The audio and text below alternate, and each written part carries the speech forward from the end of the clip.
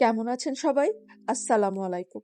আশা করি আপনারা সবাই ভালো আছেন এবং আলহামদুলিল্লাহ আমিও ভালো আছি। তো আজকের এই সুন্দর বৃষ্টির দিন থেকেই চিন্তা করলাম আজকের ব্লগটা শুরু করি। যদিও আজকে আপনাদের সাথে যা শেয়ার করব তা কিছুদিন আগের ভিডিও করে রাখা, কিন্তু চিন্তা করলাম যে ইন্ট্রোডাকশনটা আজকে এই সুন্দর বৃষ্টিময় দিনটা থেকেই শুরু করি। তো চলুন তাহলে আজকের ব্লগটা শুরু করা যাক। এটা তোরে আমরা তুলছি না, চিন্তা করিস না।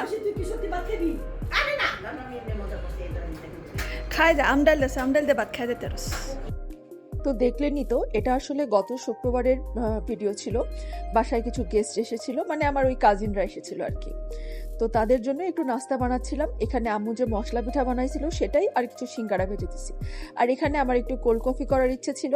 সরি, বাটিটা ইগনোর করবেন। আপনাদেরকে অনেকবার ভিডিওতে এই বাটিটা দেখিয়েছি, আম্মু অনেকবার বকা দিয়েছে এটা চেঞ্জ করার জন্য, বাট এটা দিয়ে কাজ করতে আমার সুবিধা হয়, সেজন্য আর কেটে ফেলা হয় না।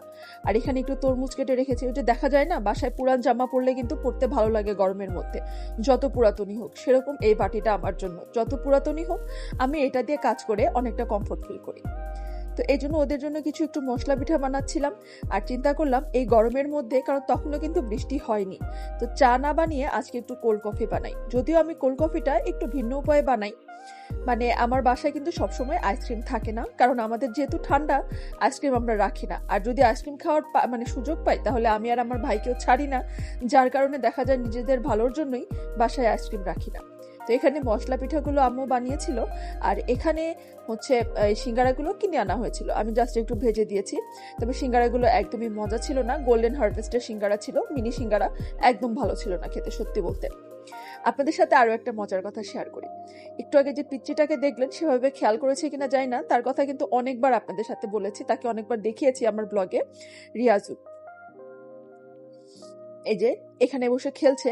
সে না আমাদের বাসায় আসার পরে, মানে এ নিয়ে মনে হয় 3বার বা 4বার আসলো, কিন্তু সে যতবারই এসেছে আমার বড় বোন বাসায় ছিল।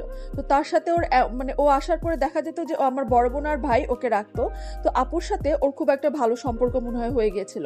এবার বাসায় আসার পর ওকে এত মিস করছিল, মানে বাসায় ঢুকেই ওর মনটা খুব খারাপ ছিল যখন দেখলো যে আপু বাসায় নেই। কারণ এর আগের বারও যখন এসেছিল ঈদের সময়, আপু ওকে কোলের মধ্যে শুয়ে মাথায় হাত বুলাচ্ছিল, তো ওটা ওর খুবই ভালো লেগেছে। তো এবার খুব মিস করছিল। আর আমি যখন ভিডিও করছিলাম, দেখেন সেও তাড়াতাড়ি ক্যামেরা নিয়ে দাঁড়িয়ে গেছে আমাকে ভিডিও করার জন্য। মানে আমি ভিডিও করছি, সাথে সেও ভিডিও করবে। পিচ্চি কিন্তু সহজে কথা বলতে চায় না, কিন্তু দেখেন তার মানে কাজকর্ম দেখে কেউ বলবেই না যে পিচ্চি এত পাজি, মাশাল্লাহ। তারপরে আর কি সামি ওকে নিয়ে একটু নিচে গিয়েছিল খেলাধুলা করতে, বাসায় একা একা বোর হচ্ছিল। আর সামি একদম প্রত্যেকটা মানে যতক্ষণ ছিল ওরা বাসায়, পুরো সময়টাই ওর সাথে ছিল। ও সামিকে ছাড়া কিছুই নড়ছিল না আর কি। তো নিচে নিয়ে গিয়েছিল খেলার সাথে। তো আমাদের নিচের ম্যানেজারের মেয়ের সাথে ও বেশ ভালো খেলাধুলা করছিল।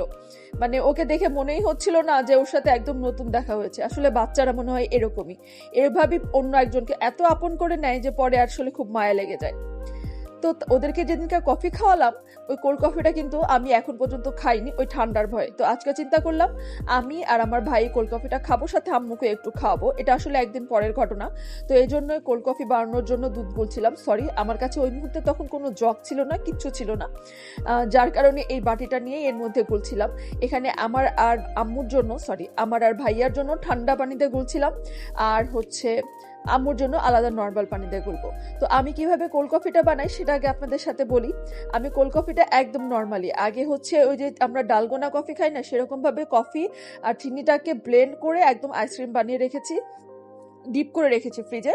তারপরে জাস্ট এটা দিয়ে এখানে দিয়ে, আর কেউ যদি মানে দুধটার সাথে মিক্স করে আর ওই আইসক্রিমের মতো ডালগোনাটা দিয়ে দিব, বাস হয়ে যাবে আমার কোল্ড কফি। আর এখানের সাথে যদি বাসায় চকলেট সিরাপ থাকে তাহলে তো কোনো কথাই নেই, আর যদি এর উপরে আপনি ভ্যানিলা আইসক্রিম একটু অ্যাড করতে পারেন তাহলে তো আরও কথা নেই।